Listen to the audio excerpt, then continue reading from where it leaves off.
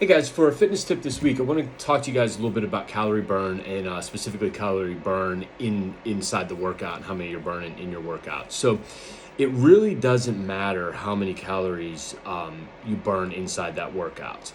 Some people get caught up like, oh, I need to get 500 calories, 1,000 calories. I need to get so many splat points or energy points or things like that. But really, that stuff doesn't matter as much as what you're doing in that workout. And the reason for that is there's actually two reasons. One is called EPOC, and the second one is called the compensation effect. And I'm going to talk to you about both of these. So it stands for excess post-oxygen consumption. So this is looking at the number of calories that are burned post-workout, and the greater we can get that number up and the longer we can keep that running, that is going to create a greater calorie burn over time and a kind of greater net burn. So a lot of these workouts that have a high calorie burn, they'll have a low EPOC or have a high compensation effect. The compensation effect I'll get to here in a second for you guys. I don't want to confuse you here too much, so we'll stay on the EPOC first. So when we look at doing like a cardio workout where maybe you're running on the treadmill, you're doing something that's high cardio based. If you're wearing a tracker or something like that, what you're going to see is that you burn more calories in that workout than maybe you do when you're doing a strength training workout. And while you may have burned more calories in workout, you're not going to burn as many out of workout. And the reason for this is when we do strength training and interval training and things like that, we don't use as much energy in the workout as like a cardio. So we're not burning quite as many calories, but we create this environment where our metabolism's ramped up and it's running higher and hotter and everything for hours following. Really, we're looking 42 to 78 hours post workout.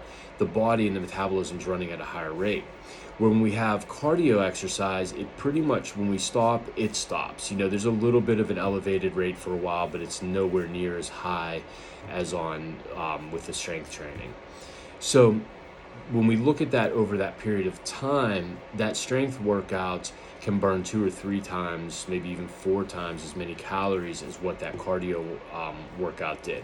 So that means our metabolism is running at a higher rate all the time, especially if you're working out every other day. You're kind of always staying in this higher metabolic environment on your body and things like that. And that helps us get leaner. It helps us lose weight and things like that. The other thing, and this is where we get into with a lot of the like really high intensity intervals, long cardio, a lot of the kind of the cardio boot camp kind of workout things, or the cardio, I know that's what we call our cardio boot camp, but a lot of like any type of boot camp kind of thing, what we start to see is a higher compensation effect. So when we're working really, really hard, we're trying to see how many calories we can burn, how many splat points we can get. When we used to have MyZone in here, we had the heart rate monitors. They had energy points. They're called MEPs and things like that. And this is actually why we got rid of them. One of the reasons why we got rid of them is it was focusing on the wrong thing for people. So people would get like, I need to get so many energy points, or I need to keep my heart rate up into the red or the yellow or all that stuff. And I mean, that's not awful, but what it does is it creates this higher compensation effect because we're working so hard and everything like that, and we're not allowing that heart rate to come back down and everything. So we end up not having as high of an EPOC and burning as highly outside that workout, although those, like a boot camp workout, will have a higher EPOC than traditional cardio.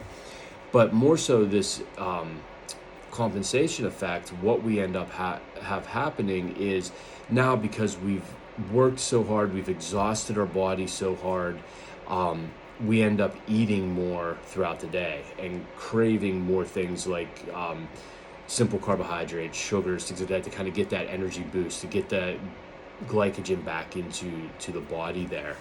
And so people end up eating more calories than they normally would. So that's why we kind of favor or lean towards the strength training, is because it creates a high EPOC and it doesn't create a very high compensation effect on you. So, we're burning more calories, but it's also not triggering a high hunger response as some other forms of exercise. And that's important, and it makes it easier on people. It's nothing's worse than when you're trying to eat less and you're working out really hard and then you're just hungry all the time, and that makes it very hard and very challenging to stick to a specific number of calories or things like that. So that's why we like it when that's why we recommend taking breaks, taking those rest periods, doing all that stuff. And your workout, you want to be, I think I've mentioned this before, like 70%, 80% maybe effort. But when you leave, you shouldn't be feeling like you're dragging yourself out, or you're just totally exhausted or anything like that. You want to feel good, feel like you're ready to go on for your day. And then you'll end up being more active throughout your day. That's another thing. It's not really part of the compensation effect, but it happens a little bit with it. I guess could be another part of it. Is that if you're exhausting yourself in your workout, you're not as active throughout the day. You'll tend to be more sedentary and things like that, because you wore yourself out by pushing so hard or however in there. Where if you're not wearing yourself out in your workout, you're still working hard but not dragging yourself out, you'll be more active, you'll do more things, and that just keeps more calorie burn and everything like that. So that's why calorie burn in your workout, what your trackers say, all that doesn't really matter. We're going for the stuff that's happening outside, the stuff you can't see, can't necessarily really track either. So hope you guys found that useful. If you guys have any questions about that or anything, I know it's kind of a complex thing, feel free to just shoot me some messages in the comments or wherever, and I will get back to you. So have a great week.